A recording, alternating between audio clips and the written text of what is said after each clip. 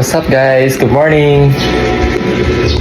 Habang natutulog pa si Mrs., maglilinis muna ako sa bahay. Let's go! Ang saya ng buhay ng buntis. Habang si Mr. abala sa paglilinis ng bahay, ako naman parang isang reyna, patulog-tulog lang. Para akong nasa vacation mode. Ang swerte ko talaga sa Mr. ko kasi nakapili ako ng tigasin. Tigawalis ng bahay, tigalaba, tigasaing. O, di ba? Nakatipid kasi si Mr. ang sarili kong kasambahay. Nako, ang buhay nga naman. Kita nyo naman ang kasipagan ni Mr. Para bang may award siyang matatanggap sa pagiging Best Husband of the Year. Wow!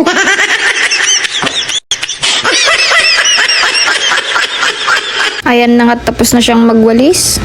Hey guys, tapos na ako magwalis sa bahay. So next is we're gonna wash dishes and I'm gonna cook rice.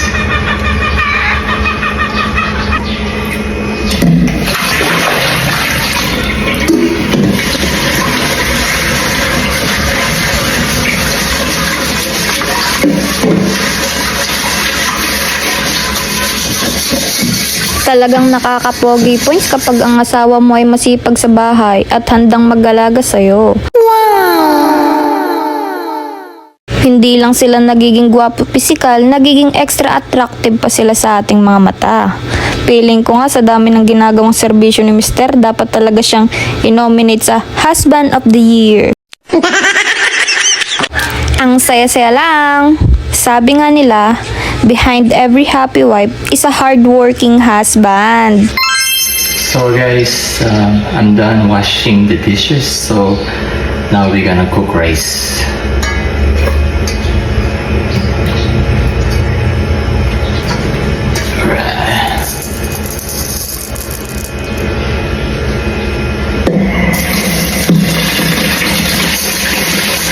Wow, ang sipag-sipag talaga ni Mr.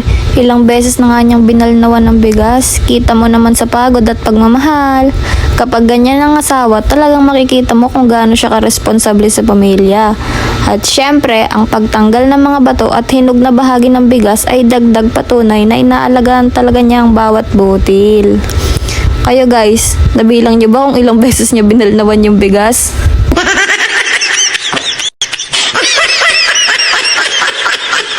Hi, sa wakas, natapos na din siya. Hey guys, I just finished cleaning the house, washed dishes, and I cook rice also. So, tingnan natin kung gising na si Mama Deng, si bibi ko. Let's go!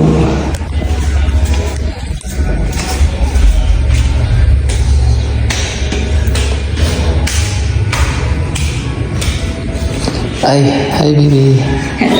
At gising na nga ang Reyna, wala pang hilamos-hilamos yan. Morning guys, magluluto nga pala kami ng aming uulamin, tinolang manok. Nagre-ready lang ako, wait. Naghugas na nga ako ng kamay at nilabas na ang manok na binili namin sa palengke ng Bigan. Magluluto kami ng tinola dahil yun ang cravings ng buntis. Dahil nga nag-asikaso si Mr. sa gawaing bahay, syempre lulutuan natin siya ng masarap na ulam. Kaya naman, tinadtad ko na tong manok. Magandang pagkakataon nito para maging bonding moment namin dalawang pagluluto. Kahit simpleng bagay lang. Mas masaya kasi kapag sabay kami sa kusina.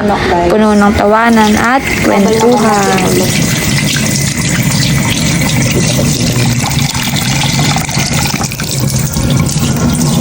Oh, yan. Kumukulo na nga yung tubig. Kaya lalagay ko na tong manok.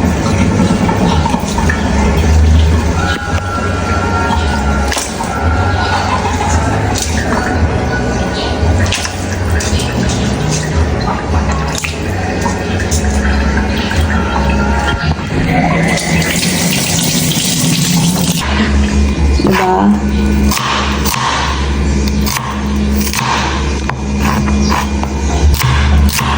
Isagpaw tayo ato yung sibuyasan guys. Mamaya yung sayote naman. Okay na nga itong manok guys. Malambot na. Chinek ko na yan kanina. Kaya ihahalo ko na tong gulay. Yan yung gusto ko, yung mga siling green. Dapat nga hahaluan namin to ng marunggay. Pero wala. wala dito. Yan, hintayin lang natin lumambot yung gulay na yan. Tapos, isagpautan to ato'y magic corner cube damdaman. Siyempre, hindi mawawala tong fita kasi buntis. Kaya kain ka pa rin ng kain.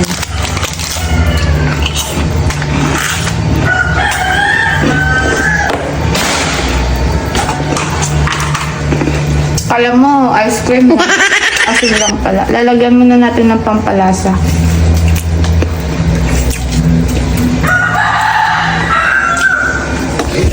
We're done cooking, guys. Ito nga pala yung niluto namin. Tinolang manok. Ang sarap-sarap niyan. Yan. Kain muna tayo. At dito na nga lang muna namin tatapusin tong video na to. Don't forget to subscribe on my YouTube channel. And please don't forget to like, share, and comment. Bye! Thank you for watching.